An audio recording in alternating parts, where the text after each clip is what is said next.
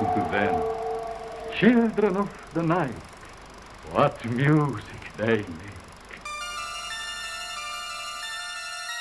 They're coming to get you, Barbara. They're here.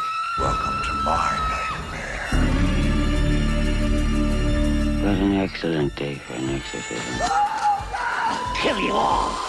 You wanna die tonight? You don't know what death is.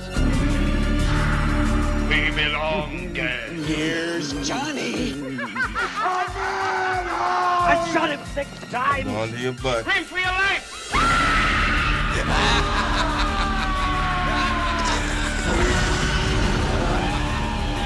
To a new world of pods and monsters. How do you do? Pods and Monsters feels it would be a little unkind to present this podcast without a friendly word of warning. We're about to unfold the story of Frankenstein. I think it will thrill you. It may shock you. It might even horrify you. So if any of you feel you would not care to subject your nerves to such a strain, now's your chance to, well, we've warned you.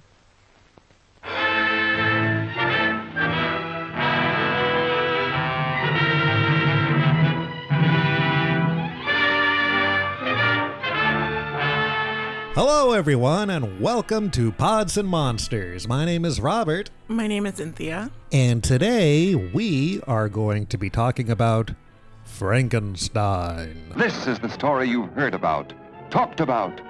The spine-tingling, blood-chilling story that stuns your emotions.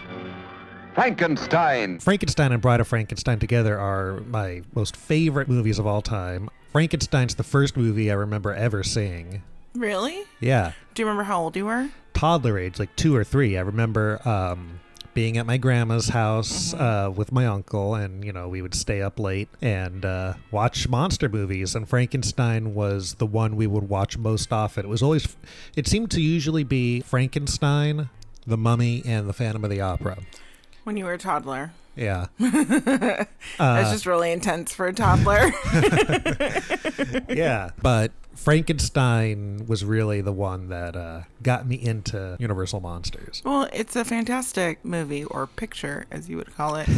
It's really great. So we watched the 1931 version of Frankenstein. Yes. And you've seen it before. We saw it in the theater before, haven't we? Yeah, we watched a triple feature, I believe.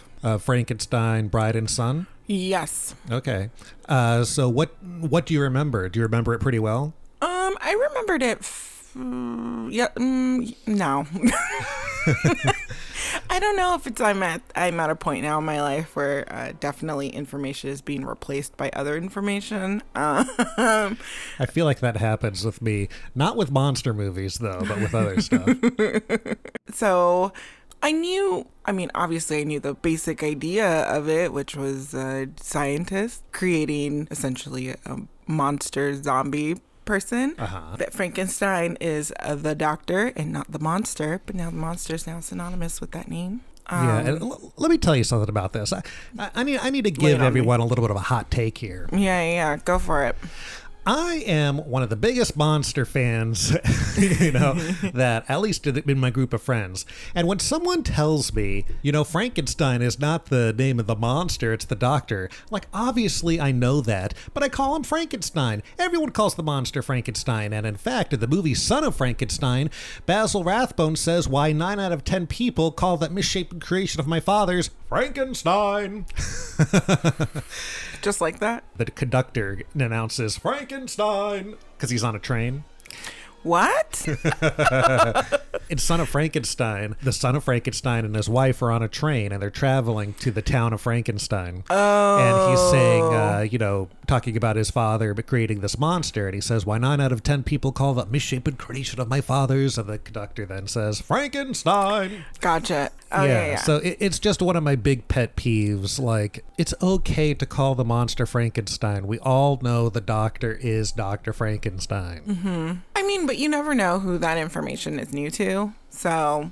Well, I guess so. Okay. Well, but yeah, so I remember that he had created this monster. I remember that the monster was made from an abnormal brain. I remember that there is a wedding that's happening. Mm-hmm. I remember the little girl scene. Little Maria. I remember the windmeal. Or the windmill. Windmeal. Is it a meal that you're going to eat? Yeah, it's the wind, and it's all like, nom, nom, nom, nom, nom, nom. You remember his flat head? I do. There were just some things that maybe I didn't fully remember. Like, I didn't really remember too much about the doctor. Dr. Waldman? Yeah, I did not remember Victor at all. Mm-hmm. Or how shady Victor is. Right. Oh, and I guess I didn't remember the burgomaster. The burgomaster. The mayor of McDonald's, Mayor McCheese. Yeah, but other than that, I mean, I pretty much remembered the bigger plot points, I guess. All right, well, shall we get into it then? Yeah, totally. As usual, there will be spoilers, even though this movie is 80-something years old. And, let's begin. Let's go through Frankenstein.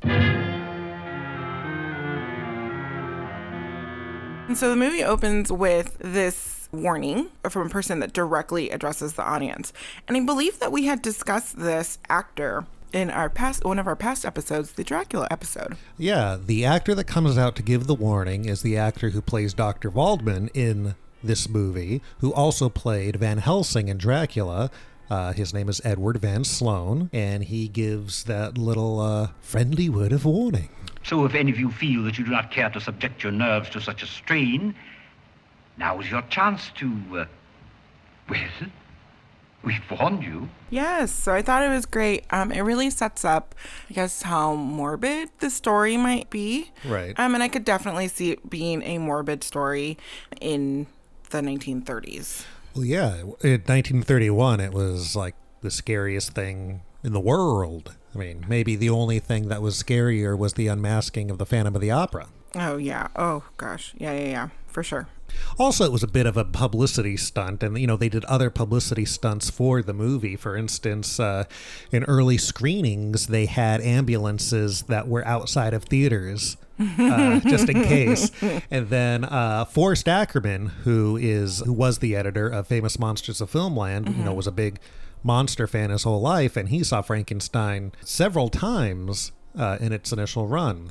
And the first day, I think he saw it like 3 or 4 times in the theater. And every time, at the same point, the same lady would run up and scream and run out of the theater. That's Forey's first foray into publicity. I knew you were going to say foray. Should I not? Knew it. No, that's okay. That's hilarious. I knew it. I'm sorry to be so predictable. Could feel it in my bones. So we have this really awesome title screen that comes up where it's presenting the entire cast and crew, and it's on these faces and these eyes that is so unsettling. And that is definitely a detail that I don't think I caught before, and I really liked it. Yeah, I have always loved that. And because, being a little kid watching it for the first time, or a bunch of times as a little kid, that was the thing, maybe the thing that stuck with me the most. It was that music and those swirling eyes. Mm-hmm. And it's just so eerie and such a neat artistic decision. Yeah, it's very effective. You'll notice when the cast comes up that the monster is credited with a question mark. Yeah, that's another great idea. Because I love that. Also, Boris Karloff had been in other movies by that point, but he wasn't a household name. He's not the type of actor that you would recognize and say, oh, it's Boris Karloff. So having him as a question mark was really a brilliant thing to start the movie, because could this be a real dead body? Who knows? And it really stands out, and it leaves you unsettled aside from having like all of these eyes staring at you. And right. And then by the time they did Bride of Frankenstein, Karloff was such a huge star that he got top billing, but they used a question mark for the monster's mate. Oh. I noticed that this movie is based on a book and a play. Yeah. Much like Dracula, there was a play version of the story. Which makes sense to how things are shot, aside from it being like the shooting style. But there's just some things about it. I think the longer we go on with this, the more I will become more familiar with how movies were shot in that time. Yeah. I mean, lots of things weren't invented at that point in terms of motion in cameras, meaning dollies and things like that. And still, this is another movie that doesn't have music in it. Yeah. It is an early movie where you won't see those upgrades, but by the time Bride of Frankenstein comes in 1935, you'll see a big jump. And then by the time you get to Son of Frankenstein in 1939, it's a huge leap because movies are huge, extravagant things now. Because by 1939, you had Gone with the Wind that year. And Wizard of Oz. And so everything, you could see the technology raising its level as the sequels go on. Which is amazing. It's really interesting to see just the starting point, you know, the base of where these movies were built off of. I'm not sure how much of the play was in the movie. That's what I was wondering.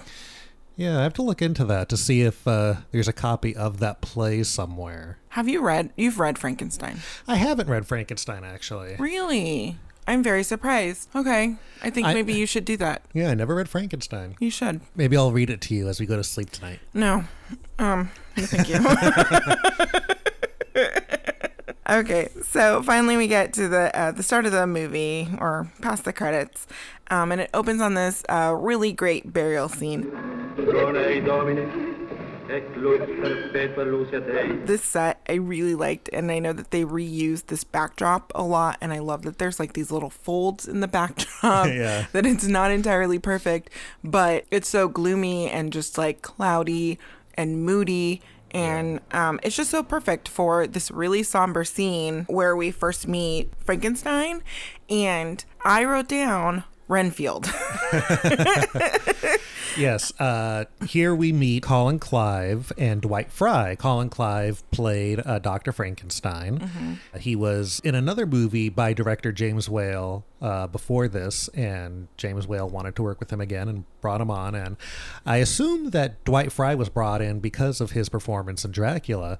But Dwight Fry, you know, another great horror actor, and here lots of people would assume he's playing Igor, the hunchbacked assistant, but his name is Fritz. Yes, and which we don't find out for quite a while. Yeah. He doesn't say his name, so I put Renfield, but not Renfield. I think they call him a dwarf. He's very tiny. Yeah. But he's got that hunchback. But I mean, he's just a tiny guy in general. Yeah. So, you know, this burial scene, it really freaked out audiences in 1931. Why? Because it's just something that's not portrayed in movies. Like, audiences in 1931 were really freaked out just by the sound of the dirt hitting the coffin when the guy is burying the dead body. Oh, wow. Like, something as simple as that is just not something that you see in a theater with your family around. Yeah, it's true. And it really freaked people out. Yeah, I can see. I mean, it is unsettling imagery. Yeah. For sure. So Frankenstein and Fritz Henry. I'm just going to call him Henry. I might call him Frankenstein. Yeah, Henry. In the book, his name is Victor. I don't know what the reason they changed his name to Henry is. So that's what I was going to ask also. Because then once we do meet Victor, I was like, are they brothers? Nope. I wonder if the play, his name was Henry. Maybe. So Renfield and... Fritz. Yes.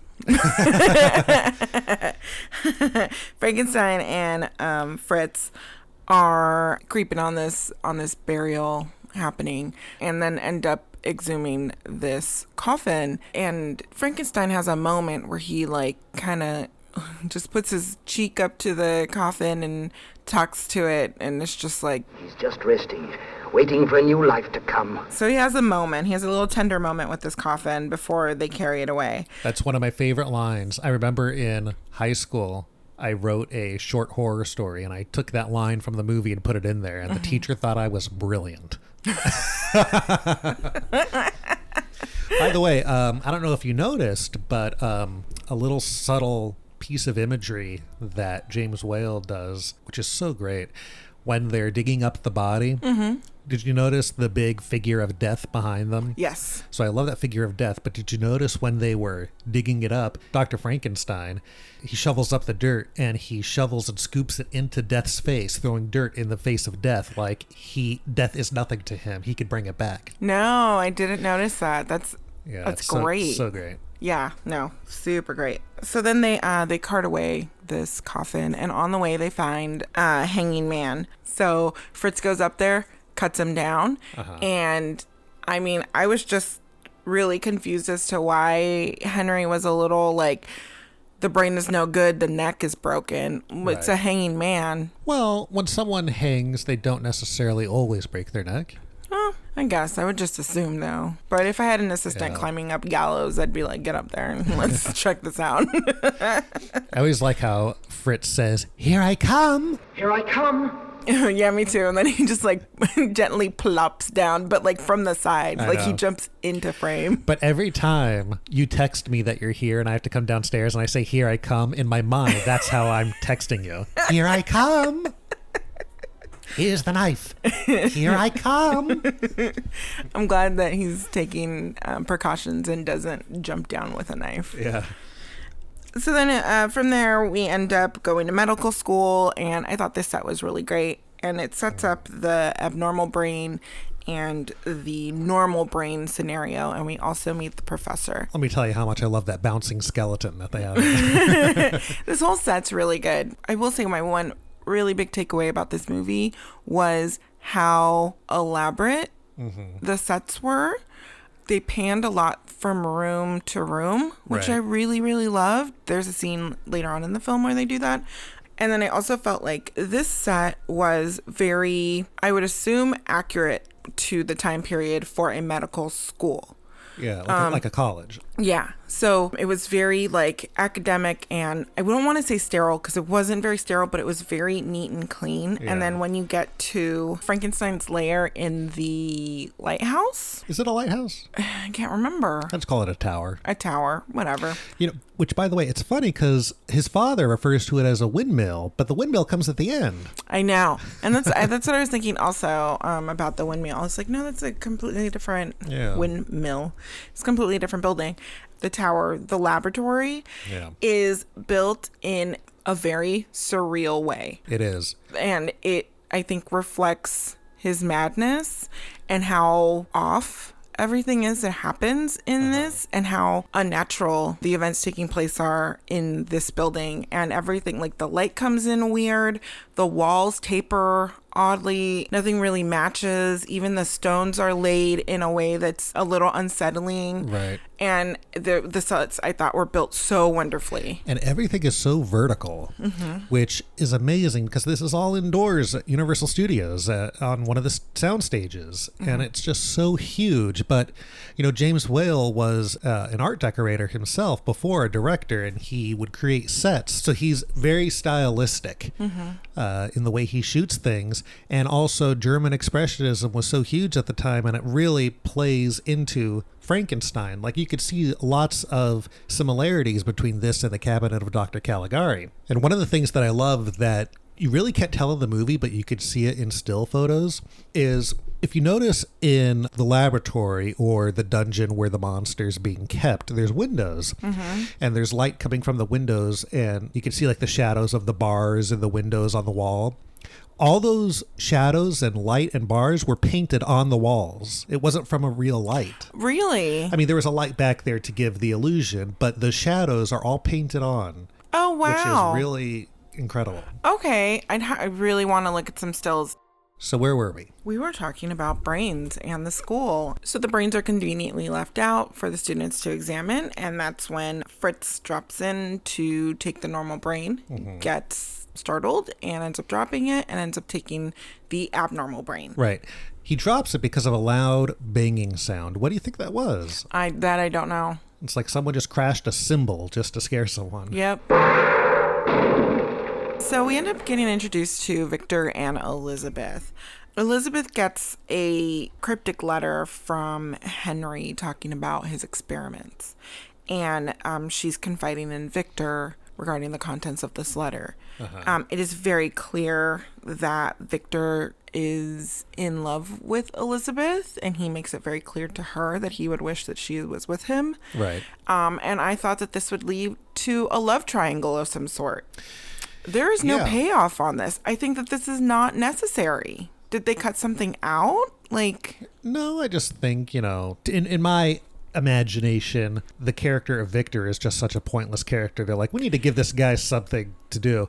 And I think he was sort of a heartthrob at the time, so they wanted him to be this romantic character, so they just threw a little bit of that in there for them, you know? Okay. It just, there's no reason, and he is somewhat of a pointless character. I do like that he's a friend to Elizabeth. Yeah. Well, he's also, you know, the best man of Henry. Yeah. Which, I mean, the guy's so shady. There's very little things that are redeeming about him. Even though he is in love with Elizabeth, though, he at no point tries to sabotage Henry. Right. In any way. He didn't do anything wrong. Yeah. He warns Henry that they're coming up so that he can, like, look presentable, and is constantly helping him and taking care of things. But I just thought it was really... He can't help his feelings.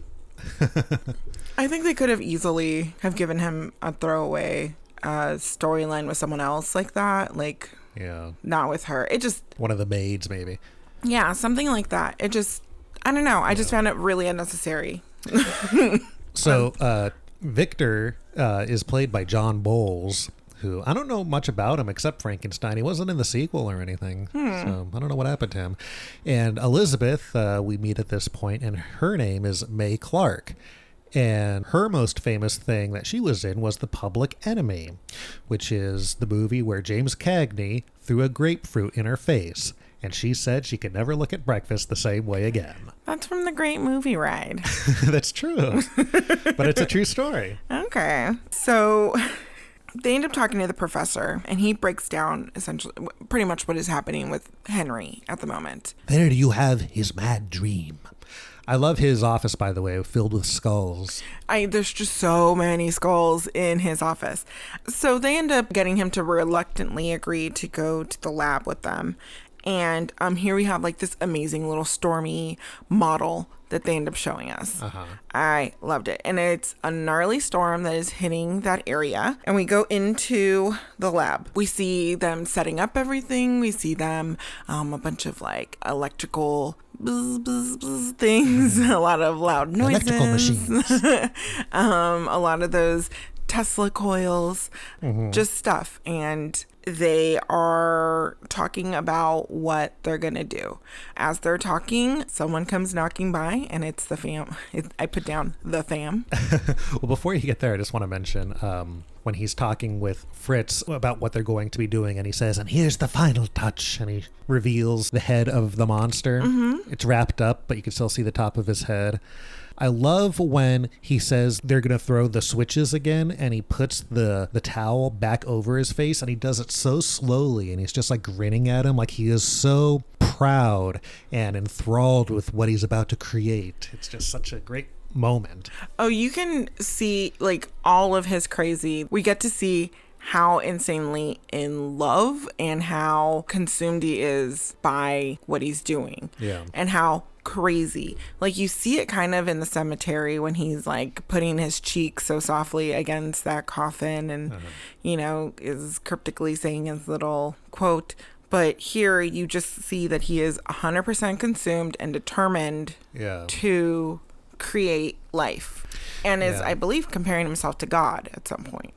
Oh, yeah, throughout. Did you notice, you know, it's Boris Karloff that's lying on the table, but I always thought it was funny because his arms are exposed, but his arms always look a different color than how he is later in the movie. I always wonder if maybe he wasn't painted up. It was just Boris's normal skin and not the color they ended up using later. Oh, I don't think I did not catch any of that. It might just be shadows and not enough light on him at that point, but I don't know. So the fam arrives, and Frankenstein is having none of this and tells them all to go several times. But eventually he opens the door and lets them in, but still is like, you need to leave. And Victor ends up calling him crazy. You're crazy! Crazy, am I? We'll see whether I'm crazy or not. And this really sets him off, essentially. And he's like, I'll show you who's crazy. And invites them into the lab to prove that he's not crazy. They are 100% not convinced as he's explaining to them what he's doing. Like, you can see the word look on their faces. And he tells them everything he's been doing. He's telling them that he has been robbing graves. He tells them all the things. That body is not dead. It has never lived. I created it. I made it with my own hands from the bodies I took from graves, from the gallows, anywhere. They're so concerned. So here we get the very iconic scene of the body being wheeled up because the storm is peaking. Right. Right over the lab. And so they wheel it up onto the roof. Which I love this set because it's one continuous shot pretty much of following it all the way up to the roof. And the storm really bears down on it. It comes back down, and as it comes down, it's very lightly moving. And then, the hands moving, and you get it's alive. Oh, it's alive! It's alive! It's alive! It's alive! And everyone, I believe, restrains him. Yeah, because he's going mad. He's just going crazy. But, the version we watched has a deleted line put back in there. The line where he says, "In the name of God, now I know what it feels like to be God." Oh. After a preview screening in 1931, they cut that line out because it was blasphemous, basically. And it was gone for 50 years. Okay. And it was put back in the mid-'80s. Now I know what it feels like to be God. Oh. Well, I think this was a longer version that we watched, was it not, than the original? The version we watched, which is the Blu-ray version, which looks incredible. There's no imperfections at all with it. This has the deleted stuff put back into it, which it was restored in 1986. Okay. This is how it was in the original preview screening, and then they cut it out, so it was gone from 1931 to 1986. Wow. Okay, so they restrain him, and then we end up seeing the Baron, who is his father, who is a curmudgeon of an old man, who's very worried. And we are introduced to the burgomaster. The burgomaster. And he comes in asking about a wedding, Henry and Elizabeth's wedding, and the whole town is really geared up for this wedding. The dad is pretty much convinced that he has another woman, and that's the only thing that could possibly keep him from getting married. Elizabeth is trying her best to dispel any of these ideas that he has, but he's not buying any of it. By the way, the actor who plays Baron Frankenstein, Henry's father, Frederick Kerr, did you notice the lump on his neck? Yes, I did. That lump is so distracting.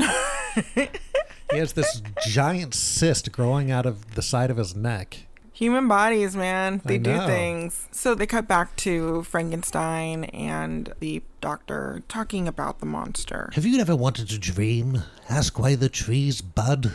Well, if you say that, people call you crazy. The doctor lets him know that he has a criminal brain. So now everyone knows that for sure the criminal brain is in this monster. Right. And that is the first sign that we see from Frankenstein, where he's just a little worried about what he may have done, but then brushes it off real quickly. Oh, well, after all, it's only a piece of dead tissue. The monster walks in, and I really love this reveal. He walks into the door, which he already knows how to open a door, and then you find out that he's walking backwards. A great touch. Which I think they're upstairs, are they not? They are upstairs, yes. So did he walk up the stairs backwards? I don't know. But it's so interesting that they're just having this conversation and you just hear the footsteps in the background. Like it happens 10, 15 seconds without them even realizing. You just hear the footsteps. And if you haven't seen the movie, you don't really pay attention to it. But all of a sudden, here he comes and all you see is this silhouette of walking backwards. And then he turns around for the reveal. And then it's these 3 quick cuts, close-ups, pushing in on him. Yeah, which I thought was really great. And the lighting on it is so beautiful. I feel like they may have greased up the lens a little bit also. It's a little just glowy, and he looks amazing. Well, he's a newborn. You have to show that in the camera. He follows basic commands. He's not used to light. They're trying to see what he can and cannot do. So Henry's talking to him and tells him to sit down. They turn on a light and he is... Well, they open up a skylight. Okay. So the sun's out and he reacts and he looks up and he reaches towards the heavens where he was born. And what I thought was always interesting is at one point he's reaching for the sky and Dr. Frankenstein pops into frame, and you hear Dr. Waldman saying, Take care there, Frankenstein, take care. I always thought that was Dr. Frankenstein calling the monster Frankenstein, saying, take care there, Frankenstein, take care. And just reaching towards the sky. And he's all befuddled.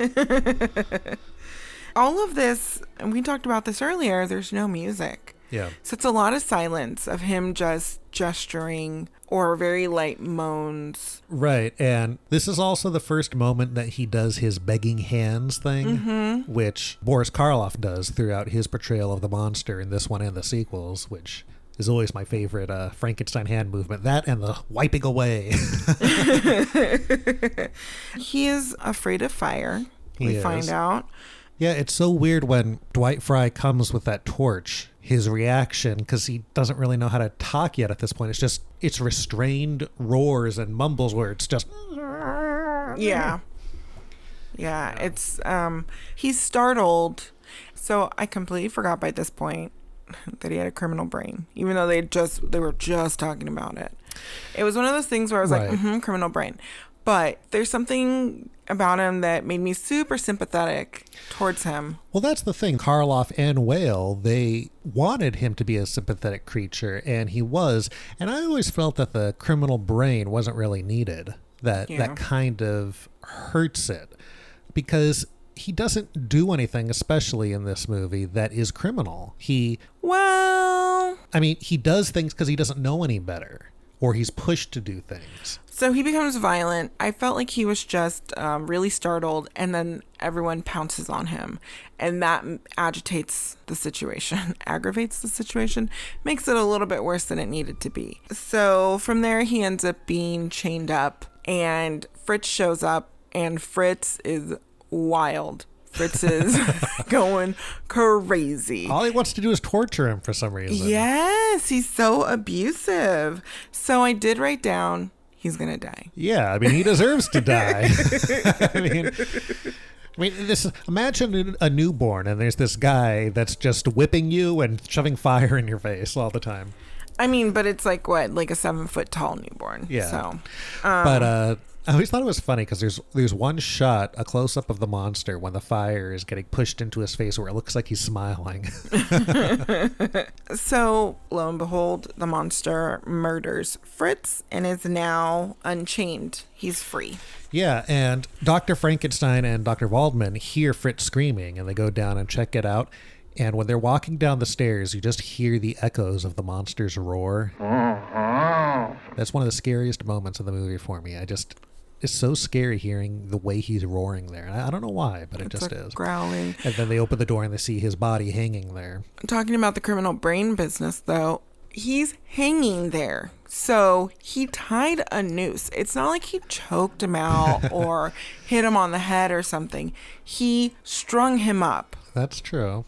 All right, you got me. Because doesn't Henry takes the whips from Fritz. Yeah. So maybe he had another whip. Whatever. Either way. I mean, that's where I think that's a really great reminder that he's not just a newborn, quote unquote. Right. Something is off with him to begin with, and he's going back to that intuition of a person who was horrible. Okay. So the doctor this whole time has been insisting on killing it. As soon as the monster was created, the doctor's like, you need to kill it. And Henry's like, no. Right. So they decide that they're going to sedate it. But in this skirmish, the doctor is knocked out and Henry is very much attacked. Yeah, and they thankfully use the hypodermic needle to knock the monster out. But in the scuffle, did you notice the weird spit coming out of the monster's mouth? Mm-mm. So especially if you look at the movie frame by frame, when he's fighting with Dr. Frankenstein, at one point there's this weird giant thing of spit that's like drool that's coming out of the monster's mouth, and it gets like sucked back in, and then it comes back out and then back in, and it's just really weird, and I don't really know exactly what it is. It might just be spit. Yeah. But it's just crazy because someone pointed it out online one time and I was like, I never noticed that. It's weird. So Elizabeth and the Baron are dropping in. They're coming down, and Victor comes in, I believe, and warns them, hey, they're here. So the dad comes in. He's a 100% curmudgeon-y old man trying to get into the building and grumbling the whole way up those steps. He sees the torch on the floor and he's like, what, are you trying to burn the place down? He's almost a little of a comic relief. Oh, he for sure is. That's... not as much as Una O'Connor. No, thankfully. I think that they took his character and they were like, let's amp it up. Yeah. And so I think that he was a good balance on this, where he's 100% oblivious to everything happening. He just does not care. It's his way or the highway. They come upon Henry, and Henry is in the lab, and he is a little disheveled looking and ends up passing out. He's exhausted, and he's whisked away by the family. Yeah. So. And what do they do to cure him, to make him feel better? Brandy. In old movies, does brandy just solve everything? I think so. Every time I think of that, I think of, like, wasn't it like St. Bernard's in the Alps or something? They would have a little... I always thought that was to keep people warm, though, because they're in the snow. Yeah, I think so, too. What does brandy do to make people feel good? I don't know. I guess it just makes their injuries feel not so bad because they're drunk? If you know the medicinal properties of brandy, tweet at us, email us at podsandmonsters@gmail.com. So the doctor is seen to Frankenstein, or is seen to the monster. He's gonna destroy him. And will destroy him, but he is, in the meantime, writing down some dissection notes. And in it, he mentions in the note that we're reading that he's getting stronger and he needs more doses of the sedative to keep him knocked out, which is really great because now you know that monster can wake up at any moment. Yeah. And he does. Yeah. He totally does. And he kills the doctor. Yeah. Such a great scene. He's dead still and his arm just raises up and chokes him out. I never realized until I was older that the monster's shirt was rolled up. Mm-hmm. Yeah. Mm-hmm. And he's going to dissect him there. I just thought it was, I don't know what I thought, but I never thought that he was Winnie the Poohing it the whole time. Yeah. Frankenstein's monster likes to Winnie the Pooh it. Which I think is interesting because in the next shot when he's leaving, his jacket is buttoned, so the monster knows how to button a jacket. Well, I'm realizing that the monster knows how to do a lot of things. Monster knows, because I think he was also shackled, so he was tied down, so he knows how to get out of that. He knows can how break to out of anything. He knows how to open doors. Yeah. Because even then, when he goes, he pulls that door open. Yeah, they unlock it. Mm-hmm. He's able to tie a noose. Yeah. He's able to button his shirt. Or his jacket. And then when he's leaving, he does this really weird walk where his arms are just limbering in front of him. Like he almost looks like maybe like a gorilla or something with his arms just swinging there, and it's just so eerie. And I like when he's leaving, he first walks into the room where Fritz's body was or is, and he gets like freaked out by it, like, no, I don't want to go back in there. Yeah. And then ends up leaving. Yeah. There's just so many subtle things that Boris Karloff did that wouldn't have been in the script that he added in there. And it makes you realize how important it was to get a great actor to play the monster, where people thought you're just going to be a lumbering monster. Anyone can play the part. Obviously, that's not true. Mm-mm. No, there's a lot, like, in his face. Yeah, he has a lot of subtleties. The way he holds his arms, everything. I can't imagine. Well, I know that there are other people that play Frankenstein in sequels and whatnot. I mean, I love the movies, but none of them come close to being what Boris Karloff did. Yeah. I mean, the first one that wasn't Boris Karloff was Lon Chaney Jr. in Ghost of Frankenstein, and he basically plays him like a robot. We see Henry. Henry is resting. He is sitting in his estate or wherever by a lake, I think. With his dogs. With his dogs. Elizabeth, he's reconnecting. He's like, let's get married. And she's like, let's do it. And we have a wedding. The whole village is celebrating. So I like that they go through the village. I like all of these shots of the villagers getting ready on the Universal Studios backlot. Yes. Were they like on a cart or a wagon and being pulled? Because it's very bumpy footage. It was probably a car or something. Okay. We're introduced to little Maria and her cat and her dad. She's picking daisies, and she's asking her dad if he'll join her, and he says that he can't. He's too busy. So she goes down to the lake, and Frankenstein shows up, and she asks him to play. She picks daisies for him. Yeah, and I love that she isn't afraid of him. Yeah. She just wants a friend. I'm Maria. Will you play with me? Yeah. Which is very much like the real actress. She wasn't afraid of him. She just wanted to be friends with Boris Karloff as the monster. Oh, this little girl's very good. She's a very good little actress. Marilyn Harris. So she gives him some daisies, and as she hands him the daisies, he notices her hands and examines her hands. Which is another interesting touch because, he's a newborn as, his only experience is seeing adults. So he's never seen this tiny little person before. He's like, I've never seen hands so small before. I think also no one has ever really approached him in that way that we've seen. We've just seen him in this super abusive situation with Henry and Fritz. So now there's someone who wants to interact with him and is not afraid of him. And she shows him how to make boats with these little daisies, and they're throwing them into the water. I can make a boat. See how mine floats? He ends up getting really excited, and he throws this little girl into the lake. And she is protesting the whole time, and he gets very freaked out and runs away. Yeah, I always thought he looked like Herman Munster when he was shocked. And then, of course, they have the fast motion of him running away, which I never liked the fast motion. So basically, you were saying earlier that was his criminal brain killing her. I think it was a tenacity to just go a little further than necessary. Well, I read it, which I think it's supposed to be, is it was just the natural progression of things in his mind. He was playing with her. They were making boats. They ran out of flowers. And he's like, well, let's make something else float. Maybe you could float. So he throws her in just to see if she could float. But I guess so. I'm just like, he didn't even try to help her out. He reaches for her when she's struggling and stuff. But he could have gotten in the water, I guess. Yeah. That water's not deep. But he was really freaking out afterwards. Yeah, but he was really calm by the time we see him again getting to Elizabeth. But that's another scene that was deleted. Yes. They cut it to where he would just reach for her, and then it would go to the next scene, which Boris Karloff wanted that to be the cut. He didn't want to film the scene because he thought it was too evil of a thing to do.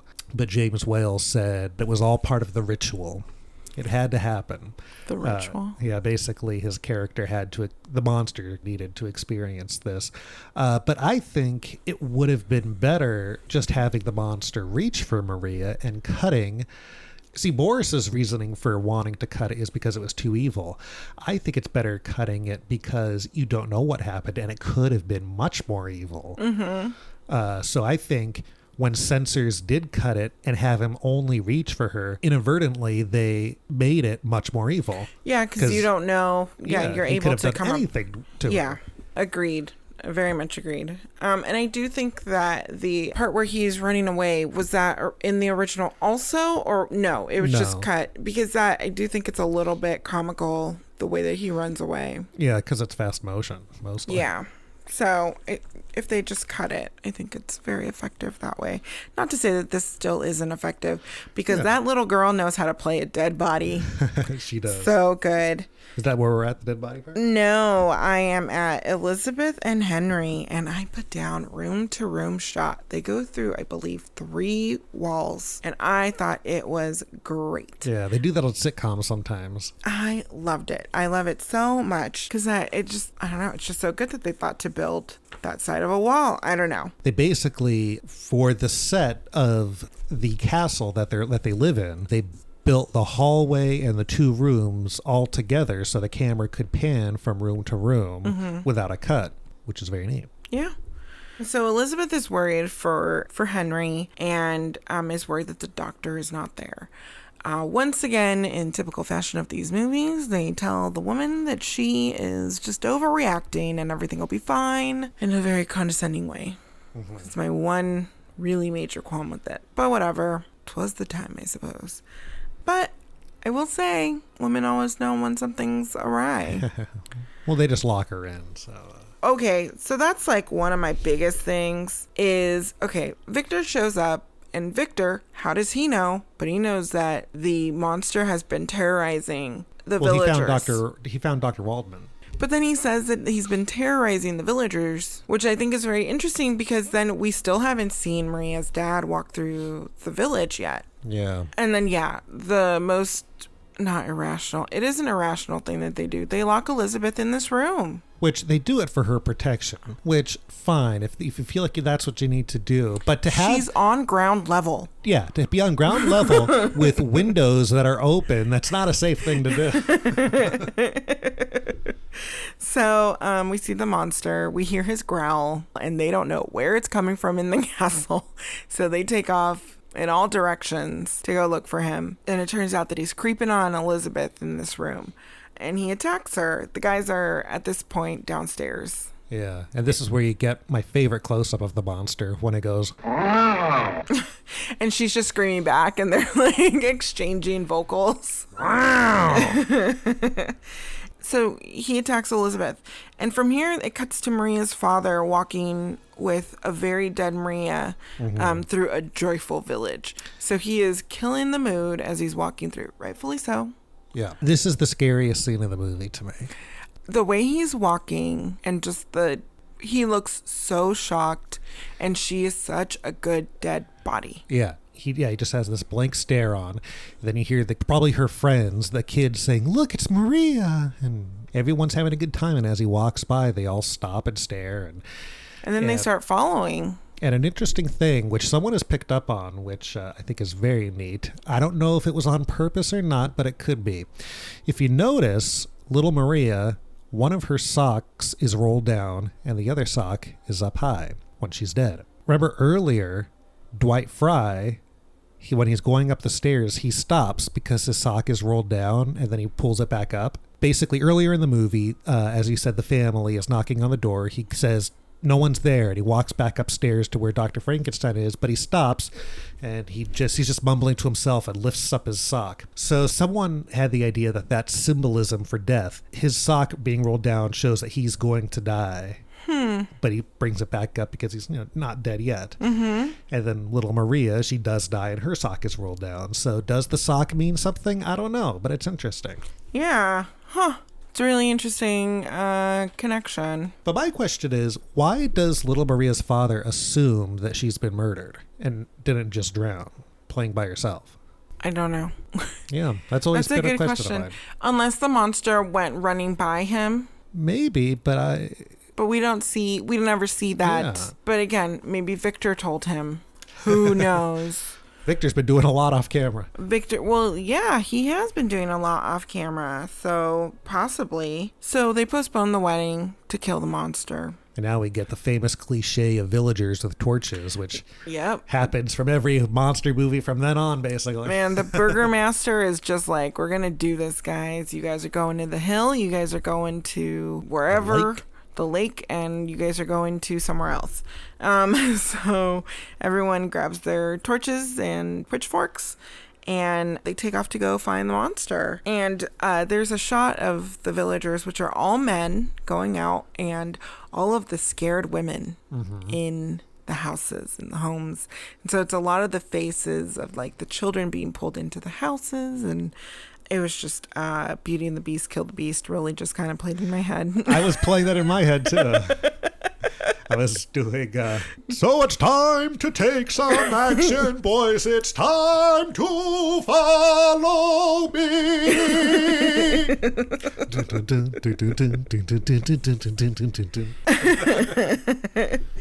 So from here, they end up chasing the monster into the hills. And here's that beautiful backdrop that shows up. Yeah, complete with wrinkles. Complete with the same wrinkles in the exact same places. I love it so much. And I think this backdrop must have been huge. It was huge. So here, Henry and the villagers get separated, which seems like a very, now a cliched horror trope where you will get separated. And he faces the monster alone. And here, when he sees the monster, he rises up from behind a rock and he's on a slope. And because he's on a slope, it looks like he's 8 feet tall. Because Boris Karloff was 5'11", I think. and wearing all the stuff. He probably was 6'6", maybe. He's not, like, if you look at the shots of him stalking Elizabeth earlier in the movie, he's not that much bigger than her. Mm-hmm. But this particular shot, because he's rised up on that edge, he's just towers over Dr. Frankenstein. He's very imposing, even when he's not terribly larger than everyone else. Yeah. But yeah, it's great. It's great imagery. It's really good. They really play him up so well. Mm-hmm. So they face off a little bit, and Henry's subdued, and he takes him up to the windmill. So from here, they go to the roof of the windmill. The villagers arrive, and Frankenstein ends up throwing, the Frankenstein monster, he ends up throwing Henry from the roof. And this might be one of my favorite things ever. It was a dummy that they threw. Yeah. I don't think was it a life-size dummy? I don't think so, because I don't think this was a life-size windmill. You know what could have been? I'm not positive. I think it was life-size, thinking about it. I'm not positive, though. But I always felt like they could have redone the shot because his body like moves in such unnatural ways. Yeah. You know? But when they're fighting the monster and Dr. Frankenstein, I love the way they fight, and the monster, even in the sequels, when it's Boris Karloff, he always has such unique punches. Like in this one, he clenches both hands and just goes after him. Like, why is that the natural reaction? Yeah, you know? That's so weird. And then there's that great shot where they're both on opposite ends of the windmill gears turning, and it's one shot of Dr. Frankenstein and one shot of the monster, where it's almost the exact same shot, and it kind of correlates to being they're one and the same, like one created the other. It kind of reminded me of a zoetrope. Yeah, they're in the same position almost. Yeah. So it was almost very seamless when they go from one to the other. Yeah. I always think it's funny also. So they're fighting and the villagers are trying to get in, and they have this big piece of wood that they're trying to knock the door in with. Very ineffectively. And at the front is Ludwig, Maria's father. And he says, "One more time." And so many times he's like, "One more time. One more time. One more time." Well, he's not going to say, "Okay, guys, 5 more times and we'll get it by the 5th time." Every time needs to be one more time. I guess. So he throws him from the roof, and he ends up landing on one of the little things on the windmill. Yeah. And ends up falling by the villagers. And I love how the villagers are like, "Okay, let's just take him back." And they're like, "We're taking him back. Let's set fire to this windmill. We're done here." And they start throwing all of their torches on it and set fire to it. The monster ends up getting trapped in the fire. Yep. And then they cut away. Well, that was supposed to be the end of the movie originally. That was it. Oh, wait. So then, like, the little scene at the end, that was added in the 80s? No. Originally, it was supposed to end with Dr. Frankenstein being thrown. He dies. Oh. And the windmill just gets burned down. And Colin Clive, when he got the part of Dr. Frankenstein, he was really excited to play the role, especially knowing that it was going to have this dark ending, that his character was going to die. But by the time it was going to be released, they saw an early cut of the movie, and the producers, the Lemleys, the owners of Universal, they wanted to tack on a happy ending. So that's what they did. And with that, Dr. Frankenstein is alive, and now can appear in the sequel. Yeah. So we find out that he's alive, and then we're back at the castle, and the maids come in to give him the special wine that he has made a really big deal of earlier in the movie. And being the wonderful person that he is, says, "My son doesn't need that," and drinks the wine in front of these people. And then it literally just cuts to the end. Yeah. He says, "Here's to a son, to the House of Frankenstein," which is great because House of Frankenstein is another one of my favorite movies. They do say young Frankenstein. I know, in the toast previous to this. That's right. And then the maids say, "Indeed, sir, we hope so, sir." The end.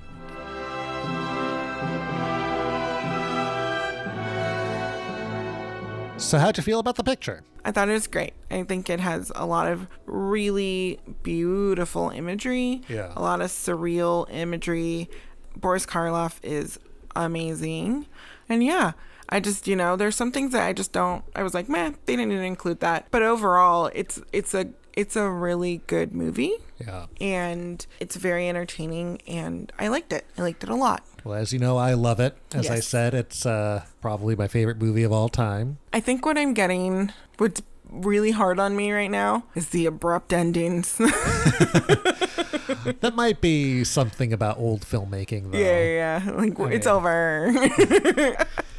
But I mean, do you think you would have had that same abrupt ending feeling if they ended it the original way and didn't tack on that happy ending? If it just faded out with the flames going out? Oh, I think I still would have been like, oh, that's it. Okay. So how would you have ended it? I don't know. I think there's always just more of a resolution with stuff, or there's a little bit longer than like 90 seconds. Yeah. You know, they kind of do that throughout the sequels. Like, even in Bride of Frankenstein, the castle explodes, and then you see Dr. Frankenstein and Elizabeth standing there going, darling, darling, the end. And so many movies end that way. Yeah. From those times. Yeah, I think though that's my biggest hang up, which is fine. I mean, I just have to get used to it. I just always forget, and then movies end very abruptly. And then my favorite thing, which is really, I think, a James Whale staple. I don't know if it's a universal thing, because I don't think they did it in Dracula, but I love when they show the cast at the end. It always says on top, "A good cast is worth repeating." One of my favorite quotes. And here they give Boris Karloff his credit. He's not a question mark anymore. I noticed that. But yeah, great movie. Well, do you want to hear about the story of how Frankenstein was made? Yes, please. That'd be great. All right, let's get into it. Think of it, the brain of a dead man, waiting to live again in a body I made with my own hands. With my own hands. Do you know who wrote Frankenstein? Mary Shelley. Mary Wollstonecraft Shelley. She started writing it in 1816, and it was released in 1818. In fact, it last year celebrated its 200th anniversary. Oh. So she started writing in 1816, and she was with a group of contemporaries, Lord Byron being one of them, and he had an idea that the group of writers should all come up with ghost stories on this dark and stormy night.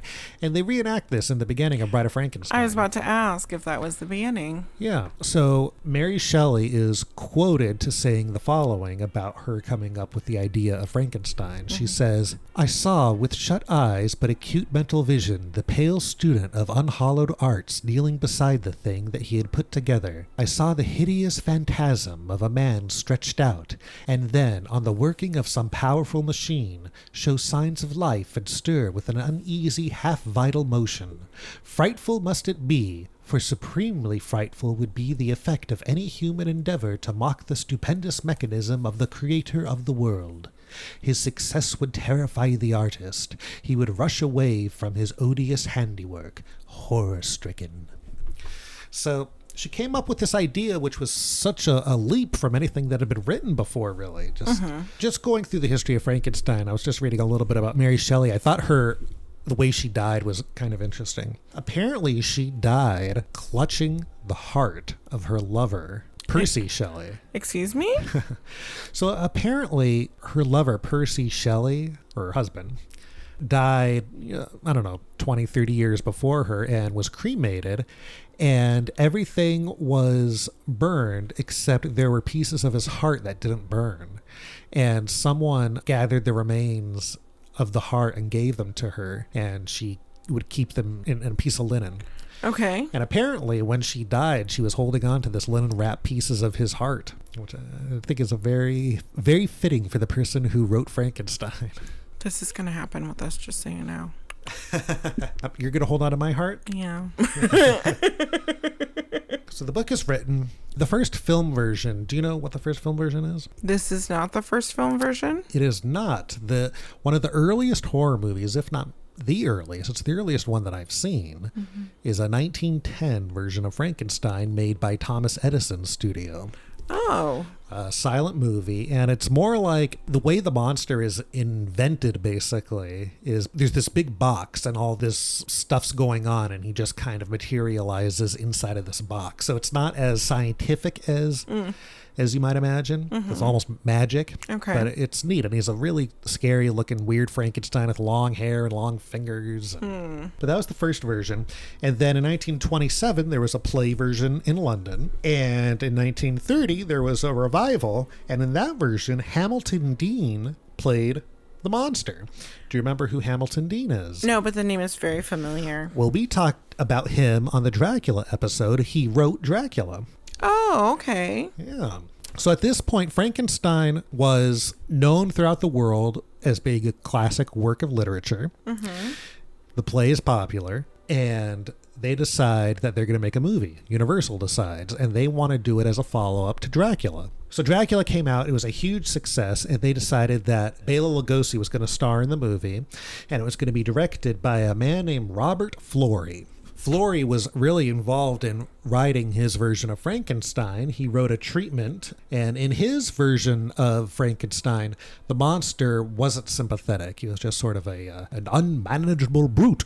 Okay. As Dracula says in Abbott and Costello Meet Frankenstein. But he did invent the criminal brain aspect. And another thing that he had in his script, again, which wasn't part of the book or the play, was the finale in the windmill. Oh. And do you know how he came up with that? What he was inspired by? No. When he was writing, he looked out the window and he saw Vandekamp Bakery, which had a giant windmill. No. Yeah. No. Yeah. The one here? I think so. No. Yeah, there used to be a giant windmill. So at the same time when Florey is developing his script, Universal bought the rights to the play and had John Balderston writing a script himself at the same time for some unknown reason. It's never explained why, but this did not make Robert Florey happy. He was upset by this because he had done a lot of work on his script, and Florey had some interesting scenes that were in his script that didn't make the final cut in the James Whale version. Would you like to hear what they were? Yes, please. So there was one scene that was in his script where there was two peasants named Johann and Gretel. And they were preparing to make love, and then the monster is peering through the window and he's looking at them watching, and he bursts in and he attacks them, and he throws Johann into the corner and attacks Gretel. And the scene ended with this shot, this close-up of the monster. And in the background, you could see Johann and Gretel's kids are in the room too. Oh my gosh. And they're watching like their parents get killed. Uh-huh. So that was one scene that didn't make the crossover to the script that was filmed. Yeah, okay. I can see how that might be an issue. There was also a puppet show scene where a devil puppet appears, which could have been fun. You know, it was in the village scene. Yeah, I think that would have been really fun. And then there was also an epilogue in this script mourning the deaths of Henry and the monster, I guess, with Elizabeth, which obviously wasn't in the final version because they added the new scene where Dr. Frankenstein lives. So Robert Florey, he wrote this script. They're getting ready to go. And as I told you, Lugosi was attached to be in the movie. And originally he was going to play Dr. Frankenstein. Okay. But Carl Laemmle Jr., who was running the studio at the time, he wanted to play up the fact that Bela Lugosi was Dracula, and he wanted him to be the next big horror star. He wanted him to be the monster. So he said, no, he's going to play the monster. This did not make Lugosi happy. He didn't want to play the monster because, you know, there were no lines. He had to wear a big makeup, and it just wasn't what he wanted to do. But he was still going to do it. He just complained about it. They shot a screen test with Bela Lugosi playing the monster, and apparently he looked more like the Golem in that, which was a movie from the 1920s. It was a Jewish fairy tale with this giant clay-like rock monster with bangs and big hair. And there's contradicting evidence as to whether it was a successful screen test or not successful. Rumor is people just laughed at it, but according to Robert Florey, people loved it. So who knows? It was probably that they didn't like it. It's interesting how they came up with that look. Do you know how the monster's described in the book? No. Mary Shelley, in her book, she describes the monster as so. She says, his limbs were in proportion, and I had selected his features as beautiful. Beautiful? Great God! His yellow skin scarcely covered the work of muscles and arteries beneath. His hair was of lustrous black and flowing. his teeth of a pearly whiteness, but these luxuriancies only formed a more horrid contrast with his watery eyes that seemed almost as the same color as the dun white sockets which they were set, his shriveled complexion, and straight black lips. So you look like Alice Cooper. Now, the thing that I don't quite understand, though, is Jack Pierce, who ended up creating the final look, apparently worked on this screen test, and he was working with Lugosi on how to create the way the monster should look, and they didn't really agree and get along. So I'm wondering if Lugosi kind of did his own thing for this screen test and Jack Pierce wasn't as involved. Mm-hmm. Because obviously Jack Pierce took it a completely different way. The way that he's described in the book seems like it would be more of a haunting figure that, like, thinking of it is all kind of unsettling, but in the movie it's more effective to have him just look off completely. Right. It makes him more imposing immediately right off the bat instead of later on. Yeah. So after the screen test, Bela wasn't happy because he didn't want to play this part, and Bela's wife recalled his experience, and she said, Bela wanted out. He said, I'll get a doctor's excuse because it was a 6-hour makeup ordeal. Bela, you see, was the actor, and he couldn't see himself moaning and grunting, and that's all the monster did in the original film. Bela thought, you don't need an actor for that part. Anybody can moan and grunt. I need a challenging part, a part where I can act. A part where I can act. So he had all these complaints. He didn't turn down the role, as the rumor is, but he complained the whole time. Another interesting thing that contradicts all this stuff going on is Robert Florey himself, the original director, said that the Lugosi test was done in the same makeup Karloff wore, which everyone else says it's the Golem makeup. Mm-hmm. So I don't know where Robert Florey's getting this information, if he's making it all up or what, but there's just lots of discrepancies as to what Robert Florey says and what everyone else says. So at this point, James Whale comes onto the scene. Mm-hmm. James Whale was a successful director, and Universal wanted to give him a contract, and they gave him his choice of any script to direct, and he chose Frankenstein. He thought it would be a challenging, fun thing for him to do. Mm-hmm. Obviously, Robert Florey gets furious because it was his movie to direct. Oh, so they just took it directly from him. They took it from him, gave it to James Whale, and instead Robert Florey got Murders in the Rue Morgue with Bela Lugosi, which is still a good movie. It's no Frankenstein, but it's good.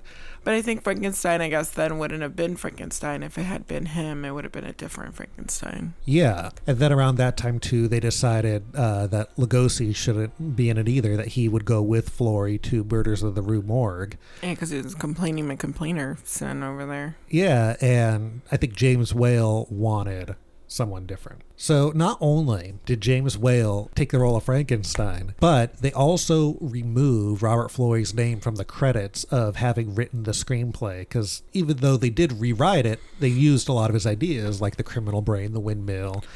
So he was furious, and he voiced his complaints, and Universal ended up siding with him. So it was too late to fix the United States copies of Frankenstein, but the international versions do have his name in the credits as one of the writers. So Whale had a new script written, and he put all, his touch into it, made the monster sympathetic, and he also added little Maria to the story. Mm-hmm. And now they had to find their monster. They needed to find someone to play the Frankenstein monster.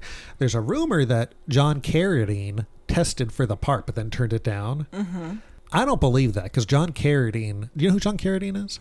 I assume he's related to the Carradines. He's their father. He's in a bunch of monster movies, but he played Dracula in House of Frankenstein and House of Dracula. Mm-hmm. But he's known to bend the truth and make up a lot of things. So I don't think he tested for Frankenstein. He says he did. I don't think it's true. I turned down Frankenstein. Well, after doing... Boris took it. You're kidding. I turned it down. You're like, I didn't see it. I don't believe it.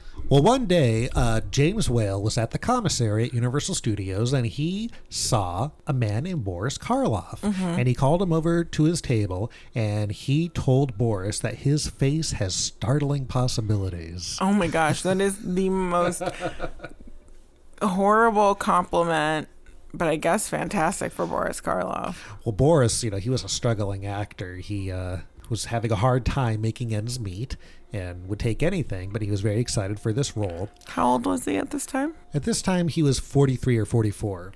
Oh, wow. Okay. So he had been struggling. He came from London, went to Canada, ended up coming here, and was in lots of bit parts. He had some good roles, like he was in a movie called The Criminal Code, which was really good, from 1930, I think. But he didn't get this part yet. James Whale wanted him. So James Whale, he did his own drawings of what the monster should look like, but then Karloff and Jack Pierce, the makeup man, got together and they spent countless hours, days, weeks even, creating what the monster should look like. Jack Pierce, he researched anatomy, surgery, medicine, criminal history, criminology, ancient and modern burial customs, and electrodynamics to create the monster. So he did all this research on these different types of things to create him. And one of the things he did, which I thought was really interesting, was he read that Egyptians used to bind the hands and feet of criminals when they were buried, and it would elongate their limbs, which is why the monster looks like he has long limbs. He gave him a shorter jacket so his arms would look extra long. And he also saw in the Egyptian burial customs that the blood would pool to the end of their limbs, which is why the monster has the dark fingertips, because it's the blood pooling at the end. He also said that the reason he has a flat head is because he thought of it as being a hinged head, where he would just saw it off, pop in the brain, and put it back on. But why would that make it flat? Yeah, that doesn't make any sense. He compared it to a shoebox, because like the lid of a shoebox, but it doesn't make sense to me. Yeah, it doesn't make sense to me either. I don't know quite what he was thinking with the flat head, even though it's great. Yeah. It makes him instantly iconic in his profile. Abnormal. Could it have just been skin that was over his head and it's just a drum that you could pat, It's hollow. I have seen someone made a model of a skeleton of the monster where it was like all metal, the flat part, and he has the clamps at the front to clamp it on, which I think that's interesting. But then how would the hair grow on top? I don't know. Because in Bride of Frankenstein, his hair gets singed and grows back throughout the movie. So I don't know exactly what the flat head means. The monster, they decided to give him the electrodes in the neck. For the longest time, people would call them bolts. I always called them bolts, but I guess when people say bolts, they think it's to keep the head on. But I always thought bolts meant electrodes, which is basically, it's the positive and negative charge that the monster gets to come alive. He could have just hooked that up anywhere on the body. I saw Michael Scott talk about that once with a car, where you just that's right, just hook it up anywhere in the engine. Jack Pierce gave the monster a blue-green grease paint, so he would look deathly in black and white on the screen. He wasn't as green as people imagine. I feel like the green really came from when artists would colorize lobby cards and posters. And those colors on lobby cards are always very surreal. Right. Very bright. Yes, a lot of orange. So Boris Karloff had his own contributions to the makeup himself. After the makeup was somewhat finalized, Boris felt like he still looked too alive.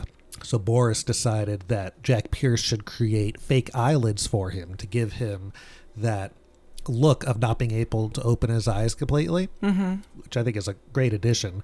It was mortician's wax that was put over his eyes to create the eyelids. Oh. And then also, if you notice, it almost looks like the monster's face is caved in. He always has like this indent on his cheek. It's always sunken in. Yeah. That was done because Boris Karloff had a dental bridge there, and he would take out the dental bridge and kind of suck it in. So it almost looked like he was caved in, which is such a great look, which he couldn't do in most of the scenes in Bride of Frankenstein because he had to talk in that one, and he can't talk without his dental bridge. Oh. And then later, that sunken in look, because he had the sunken in look, and Jack Pierce would highlight it with, shades of a dark makeup. And later in the sequels, when other actors played him, they didn't have that sunken in look, but they still wanted to keep something there. It just turned into a beauty mark eventually. So if you notice, the monster always has like a little mole over there that started with the sunken in dental bridge being taken out. I have to pay attention. Boris's costume, it weighed 48 pounds. And apparently, I never knew this. I don't know if it's true, but I read that there was a 5-pound spine added to him. It was a rod that was attached on his back that would convey the current up to the monster's brain.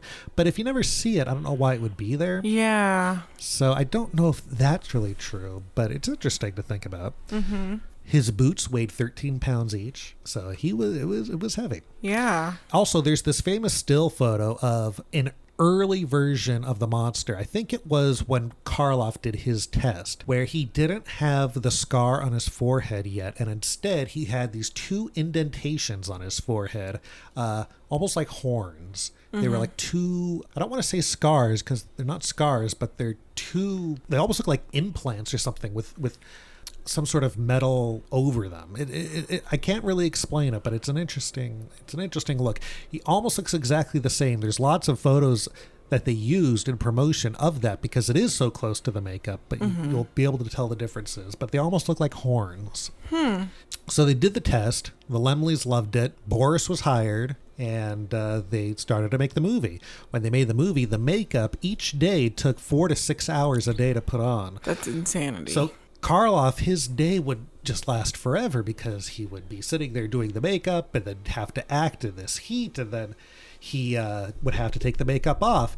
And, he was one of the founding members of the Screen Actors Guild. And one of the things that he put into place with them was to give actors their rights of working, a decent day without this crazy overtime. So he was really part of that.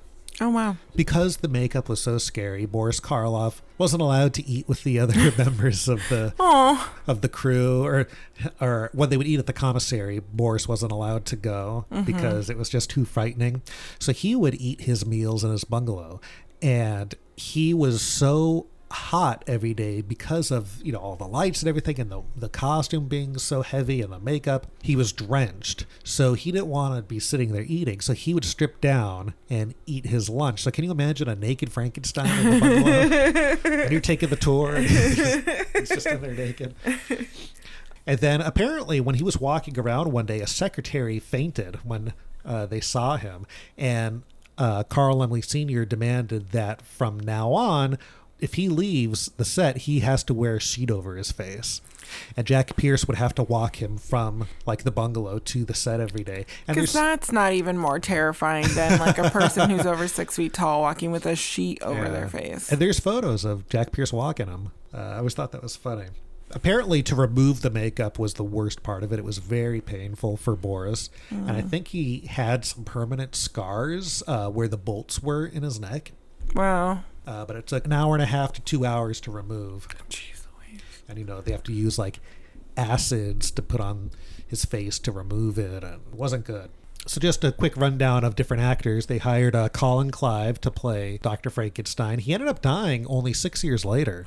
Oh, wow. From what? He was a really big alcoholic and lots of drinking problems. And he died of pneumonia, which was caused from the alcoholism somehow. Basically, I assume his body just couldn't fight the pneumonia he had. So he had a tragic life himself, but he sure was great in Frankenstein. And then there was Mae Clark, John Bowles, Edward Van Sloan, who was also in Dracula and The Mummy, and Dwight Fry as Fritz. So the electrical equipment that we were talking about, all those pieces were made by this guy named Kenneth Strickfaden.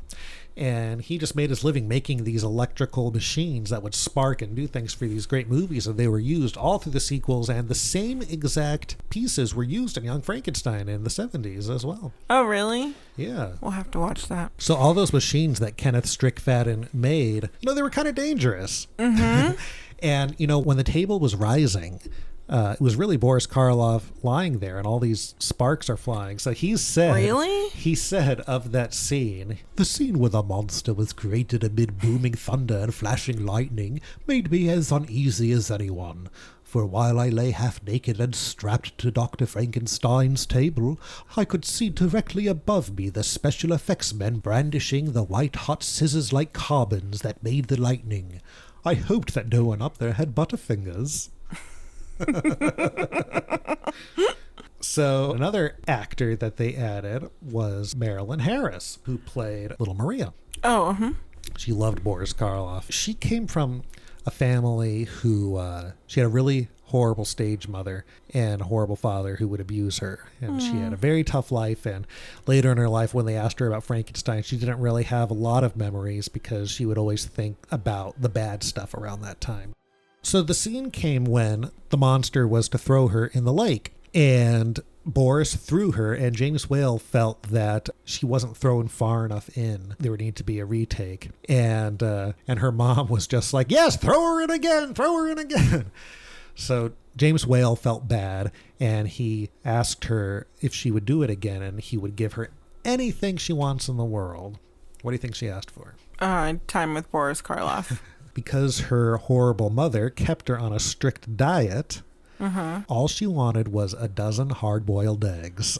So they redid the scene. Boris threw her in again, and true to his word, James Whale came back and gave her 24 hard-boiled eggs. It was horrible. This poor little girl. Yeah. And the scene ended up getting cut. Well, but it came back. It did come back 50 years later. Yeah. And then there's the scene of Mae Clark and Boris Karloff where he enters Elizabeth's room and he's stalking her. And she was really kind of freaked out by him in the makeup. So Boris said to her, like, you'll always know it's me because off camera, if you just look down, I'll be wiggling my little finger, and then you will always know it is me, your good friend Boris. So when he's attacking her, he's always wiggling his little finger. We can't see it, but he will. Apparently, during the climax of the movie, when Colin Clive and Boris are having their fight, James Whale wanted it to be as real as possible, so they were really kind of going at it, and Colin Clive dislocated his arm. Oh, wow. Also, when Colin Clive was to be knocked out and the monster carries him to the windmill, you can see him helping him. I mean, maybe at one point when they're going up the stairs, you can see Colin's most of the legs pumping. Well, most of the time, James Whale gave him the direction to not help him at all. Look like you're really out. So Boris carried him for take after take through all this, really hurt his back, and it was a problem that he had the rest of his life, all these back problems. He should have lifted with his knees. I guess so. So the movie had its preview, and at that point was when they decided to cut out certain things. They cut out the "in the name of God" line for blasphemy, and they cut out the drowning shots. There were some fighting shots that were cut out. They also cut out close-ups of Dwight Fry with the fire because it was too scary. Okay. And they also cut out the close-up of the hypodermic needle being shoved into the monster. And also at that point when they made those cuts, they decided to add that happy ending. It opened December 4th, 1931. Rave reviews, and it was Frankenstein and Dracula together were re-released in 1938, I believe, which sort of brought the horror cycle back because it had kind of faded out by that time. And with the re-release of Frankenstein and Dracula is how Son of Frankenstein got made. Oh, Frankenstein is a great Christmas movie. Yeah, and someone asked Boris Karloff once what his thoughts were the first time he saw Frankenstein, and this is what he had to say. I had of course seen rushes of the picture, but never a connected version, and as the film progressed I was amazed at the hold it was taking upon the audience. At the same time, I couldn't help wondering how my own performance would weather all the build-up. I was soon to know. Suddenly out of the eerie darkness and gloom there swept on the screen, about 8 sizes larger than life itself, the chilling, horrendous figure of me as the monster. And then, just as suddenly, there crashed out over the general stillness the stage whisper of my wife's friend. Covering her eyes, gripping my wife by the shoulder, she screamed, "Dot, how could you live with that creature?" So that was Boris Karloff's reaction of seeing Frankenstein for the first time with his wife and her friend. I like that his wife's name is Dot. Dorothy. Yeah. So that is Frankenstein. Everyone was very happy with the way it turned out. It made a ton of money for the studio. Boris was very happy that people sympathized with the monster because that's what he was intending to create, and he loved the fact that kids really sympathized with him. It was clear from the letters they sent that while they were terrified by my characterization, at the same time they pitied the monster that I portrayed. And that pleased me because it was exactly what I had hoped. It spawned 7 sequels, and jeez Louise. And we all still know Frankenstein today, 88 years later. I'm not a mathematician. So So that's Frankenstein, my favorite movie, Inthia's new favorite movie. Mm-hmm. Right? Yeah. Mm-hmm. Sure. Sure. Until we watch Bride of Frankenstein or anything else. Bride of Frankenstein is really my favorite movie. This one is. I put Frankenstein and Bride of Frankenstein together.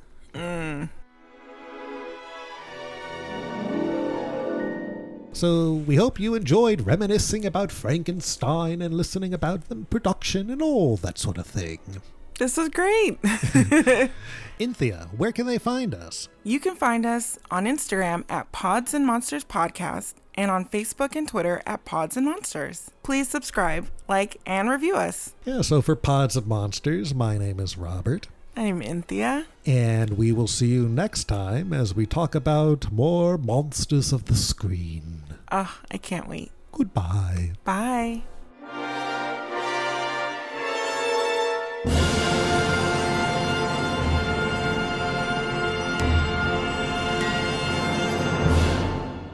As I said before, I say again, here's to a son, to the house of Frankenstein. Indeed, sir. We hope so, sir.